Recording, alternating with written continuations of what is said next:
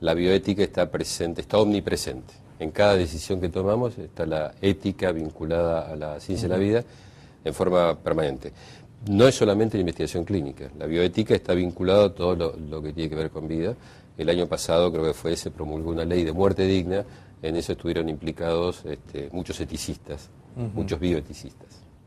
Es decir, cuando uno habla de bioética, estudio clínico o no, debería pensar que uno está haciendo lo que moralmente es correcto, o lo que uno vive como moralmente correcto para cada paciente en particular en cada caso.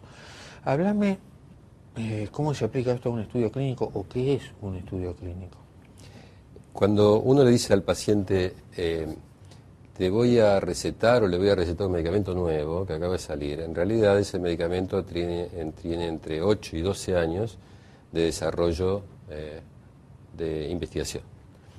Al principio se hace investigación, cuando tenemos que saber que de cada 1000 moléculas, en etapas muy tempranitas, solamente una llega a nosotros, llega a nuestros pacientes. De cada 1000 fármacos proyectados, solamente uno llega a la farmacia. Eso muestra la complejidad de todo este proceso. Lo difícil que es. Sí. También tenemos que saber que cuando uno tiene, o sea, creemos tener un muy buen medicamento, suponte para el colesterol, primero hay que demostrarlo. Y esto es un concepto nuevo en medicina, es decir, es un concepto que viene después de la Segunda Guerra Mundial y un poco más acá todavía, o sea que para lo que es la historia médica es historia reciente. Antiguamente, si uno creía tener un medicamento que funcionaba, salía de nuestra cabeza a los anaqueles de la farmacia. Actualmente ninguna legislación o ningún país serio del mundo, su legislación permitiría este tipo de cosas. Si nosotros tenemos un medicamento que creemos que sirve para el colesterol, primero hay que demostrar que sirve para el colesterol. ¿Cómo se demuestra? Al principio, en etapas muy tempranitas, porque acabamos de descubrir el medicamento, todavía ni siquiera es un medicamento, es una molécula, con ganas de ser medicamento, se prueba in vitro. In vitro, como vos sabés, quiere decir que se prueba en una plaquita nada más, donde hay células y se ve cómo funciona. Microscopio mediante es lo que se refiere el doctor. Muy bien, microscopio mediante. Y si ahí funciona, se pide autorización y se empieza a hacer investigación, se llama preclínica, porque es antes de los seres humanos, en animalitos de laboratorio. Y se empieza con una escala zoológica inferior. Nunca se empieza con el primate no humano, sino con escalas zoológicas inferiores, llaman.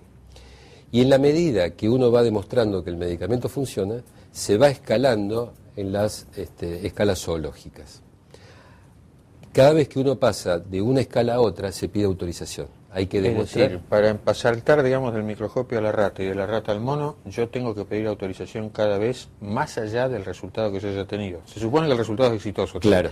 Pero de cualquier manera yo tengo que reiterar el pedido de autorización. Se llaman buenas prácticas de laboratorio, incluso uno tiene que tener un protocolo para demostrar, vos decías, resultados exitosos o no.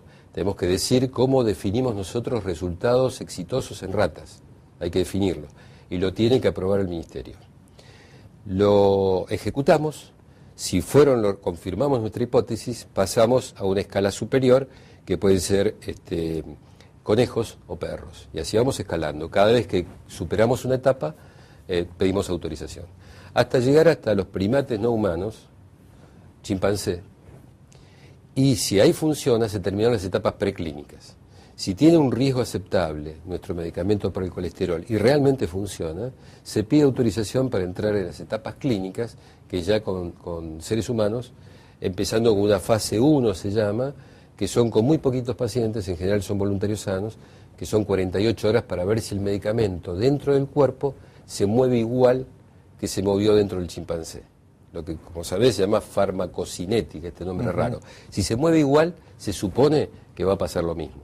A partir de ahí, se siguen pidiendo autorizaciones, no solamente a las agencias regulatorias, sino a los comités de bioética.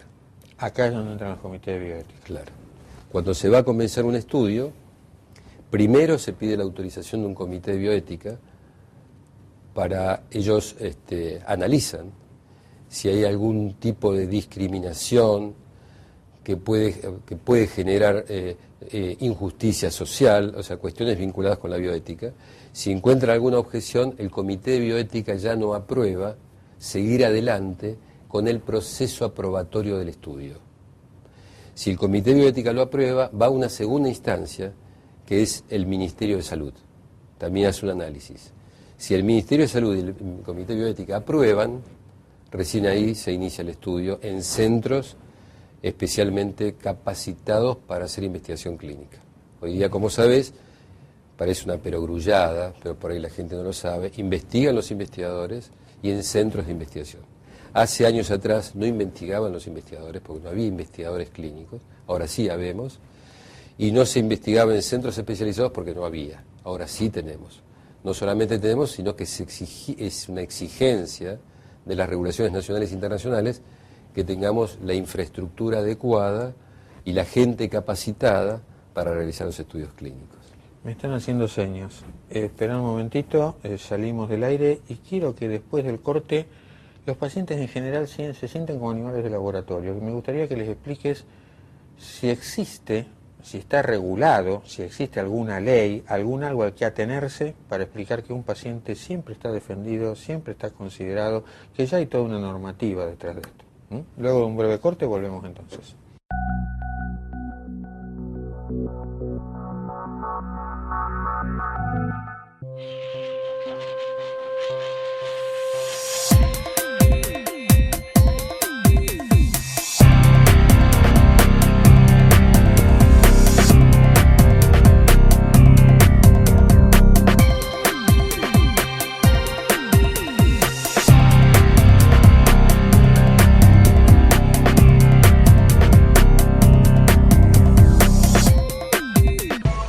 Desde que usted contrata una cobertura médica hasta que comienza a utilizarla, todas las empresas son iguales.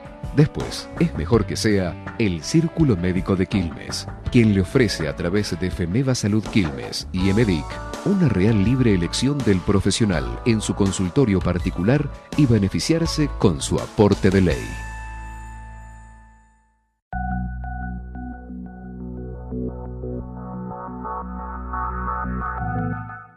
Bueno, volvemos entonces del corte y es lo que te planteaba. Mucha gente le dice, incluso Colombo, pero soy medio un cobayo, un conejillo de la India. No, mirá, no es así.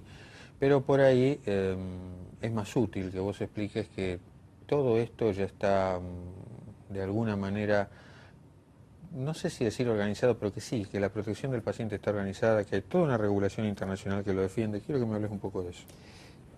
A veces cuando vos tenés mucha capacitación en el tema también, igual que Javier, y todos nosotros la tenemos, hay posgrados, hay cursos, etc. Y uno debería pensar que los pacientes no están capacitados. Los pacientes también están capacitados, también reciben capacitación entre comillas, pero no la capacitación formal que tenemos nosotros, sino una capacitación informal y difícil de aprender.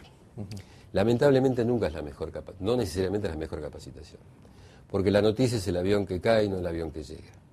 La noticia es el fraude en investigación y no la investigación exitosa. Y en ese sentido vos mencionabas en un bloque anterior precisamente una película que habla de eso. Y así es como se capacita a la gente. Misión Imposible, Efecto colateral. Efecto colateral, El Fugitivo, eso quise decir. Libros como de Constant Gardiner, etc. Tan es así que esto se lo llaman thriller farmacéuticos. Es un género dentro de la literatura, porque tiene todos los condimentos para que un escritor con imaginación desarrolle una gran novela. Cuando uno las ve, como vos dijiste, o las lee,